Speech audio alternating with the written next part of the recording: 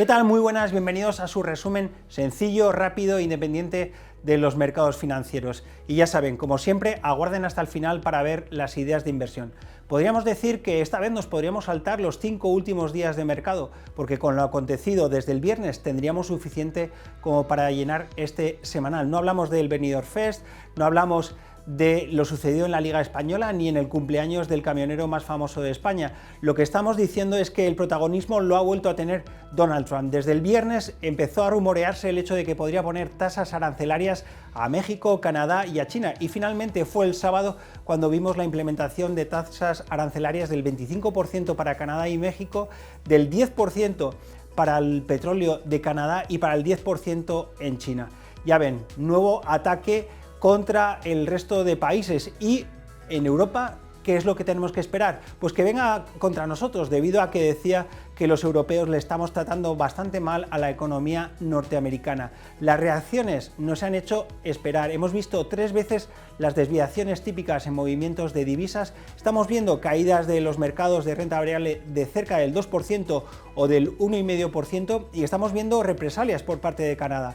Ha establecido 2 etapas para poder establecer represalias contra Estados Unidos. Una primera muy bajita en este martes, y en las próximas semanas veríamos 3 veces esta represalia. ¿Qué es lo que debemos de esperar? Pues que muchos de los adeptos a Trump estén diciendo que esto no va a tener implicaciones para el mercado y que no tenemos que tomar decisiones muy rápidas, debido a que el discurso de Trump podría cambiar, debido a que si los países contra los que se está enfrentando cambian de parecer, podríamos ver una retrocesión dentro de los aranceles. Por parte de aquellos que ven más riesgo dentro de los mercados, hay que ver que las implicaciones de los aranceles no las vamos a ver ni hoy ni mañana. Ernst & Young decía que podríamos ver una implicación de caída del 1,5% dentro del PIB norteamericano en este 2025, y nosotros vemos también implicaciones dentro del IPC, implicaciones del 1% dentro del IPC norteamericano, y también, como esperábamos al principio de este año, caídas en torno al 1% del PIB europeo, dependiendo sobre todo de qué tipos arancelarios. Visto lo visto esta semana o este fin de semana, parece que algunos de los actores de la semana pasada se reservaban balas con bastante criterio, y nos referimos a la Reserva Federal.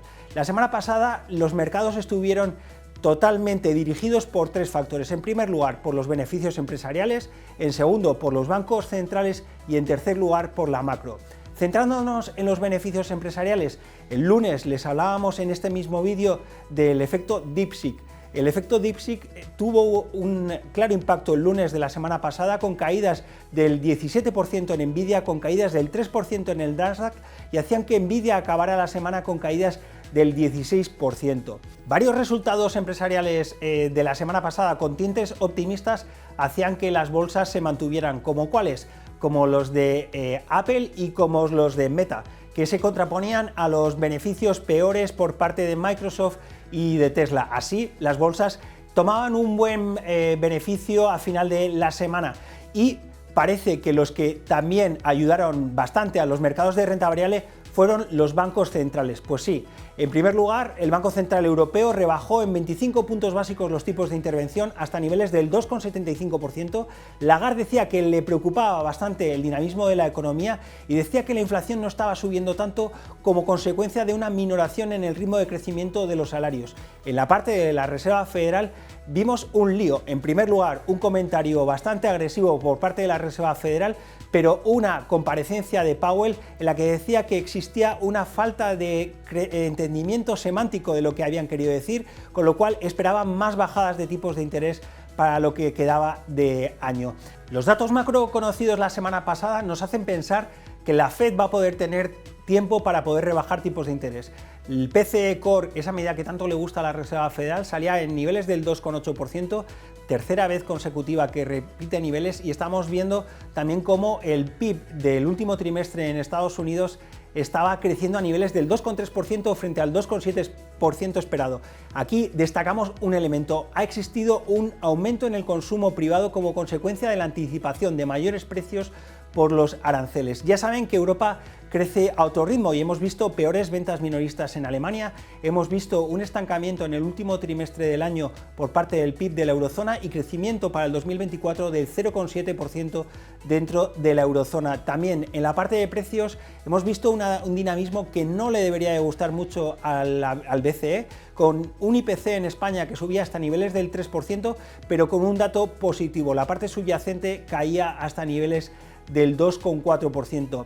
Ya ven, la semana pasada tuvimos muchísimos datos y seguramente si a algún inversor hace 3 años le hubiéramos dicho que con tantos datos los mercados de renta variable global solo cayeron un 0,5, nos diría que estábamos mintiendo. La semana pasada vimos caídas del 0,5 a nivel global, pero el S&P solo se dejaba un 1%.